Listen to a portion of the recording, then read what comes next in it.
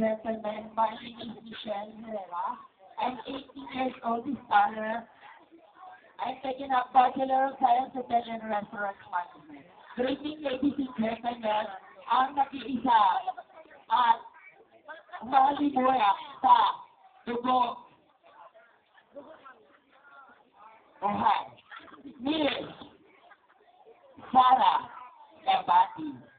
Bago ko lisanin ng apat na sulok ng entablado ko ito, mag-iiwan ako ang isang katagang ano pinagkaiba ng balot sa itlog.